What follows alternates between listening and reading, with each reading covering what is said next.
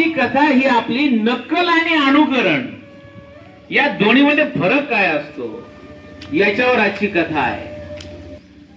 नक्कल करणं सोपं असतं, नक्कल करणं सोपं असतं, अनुकरण करणं मात्र अवघड असतं.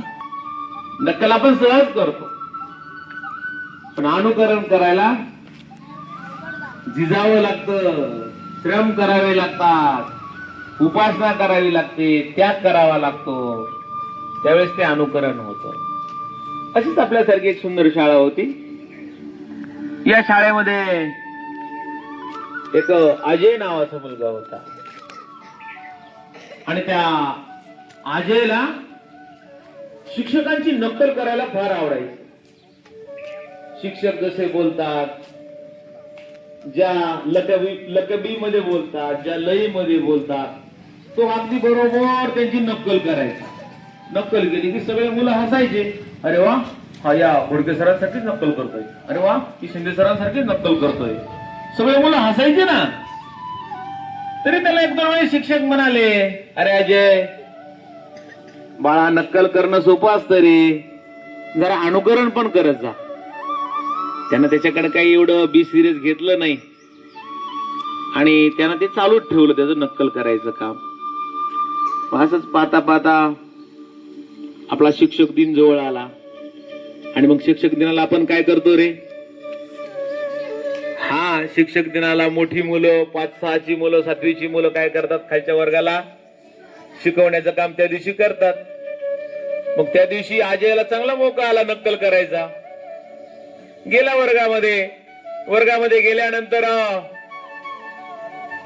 चौथीचा वर्ग होता. चौथीच्या वर्गामध्ये गेल्यानंतर चौथीचे जे क्लास टीचर होते, गेल्या त्यांनी त्या क्लास टीचरांची काय केली, त्या सरांची नक्कल सुंदरतेनं हुबेहूब नक्कल केली.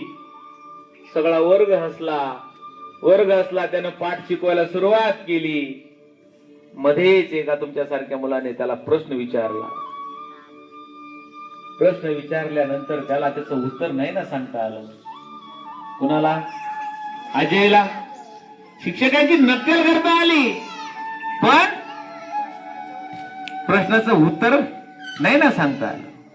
मग त्यावर शिक्षकांनी त्याला बोलून घेतलं आणि म्हणले, अजय बाळा, नक्कल करणं खूप सोपं असतं रे, पण अनुकरण करणं हे काय असतं? मी तुला सांगत होतो, तू अभ्यास कर. मी जसा शिक्षक झालो तसा तू पण होशील, पण त्यासाठी तुला काय करावं लागेल रे? नुसती नक्कल करून भागणार आहे का? अरे आता काल परवा आमच्या अजित दादांचं निधन झालं. खूप मोठं व्यक्तिमत्व होतं ते. कामाचा माणूस ज्याला म्हणायचे ना, अजित दादा पवार यांचं निधन झालं. अपघाती निधन झालं. अरे अजित दादाची नक्कल करणारे या राज्यामध्ये खूप आहेत. खूप जण दादाची नक्कल करतात. भाषणामध्ये इकडं तिकडं टिंगल करतात, त्यांची नक्कल करतात, त्यांचा आवाज काढतात, त्यांची स्टाईल करतात. पण त्यांच्यासारखा कामाचा माणूस जन्मला असं मला वाटत नाही. किंवा आहे त्या नेत्यामध्ये त्यांच्या एवढं काम करण्याची ताकद, त्यांच्या एवढं काम करण्याचा स्टॅमिना सध्या तरी कुठल्या राजकारण्यामध्ये मला दिसत नाही. अरे सकाळी 6 वाजल्यापासून तो माणूस लोकांच्या कामामध्ये घर कसायचा. खूप श्रीमंत असा माणूस होता, काही गरज नव्हती त्यांना याची. आणि या कामामध्ये, या वेळेवर जाण्यामध्ये अक्षरशः त्या माणसाचा अर्ध्यावरती डाव मोडला रे. मग अजितदादाची नक्कल करणाऱ्यांना माझं हेच सांगणं आहे, आपलं हेच सांगणं आहे आज, की अजितदादाची तुम्ही नक्कल ठीक आहे जरूर करा. वेळ प्रसंगी भाषणामध्ये लोकांना हसवण्यासाठी ते करावं लागतं. पण या राहिलेल्या मंत्र्यांना, जे आहेत मंत्री, जे आहेत त्यांचे विरोधक असतील, राजकारणी असतील, त्या सगळ्यांना माझं आव्हान आहे, अजितदादाची नक्कल जरूर करा, पण अजितदादाचं अनुकरण सुद्धा तुम्ही आता काय केलं पाहिजे. त्यांचं अनुकरण जर केलं तर हा महाराष्ट्र पुढे जाईल. नुसत्या दादांच्या नकला करून तुम्हाला भागणार नाही. 6 वाजता उठून काम करणारा माणूस म्हणजे फक्त अजितदादा होते. त्यांच्या या निधनानंतर पूर्ण महाराष्ट्र हळहळला.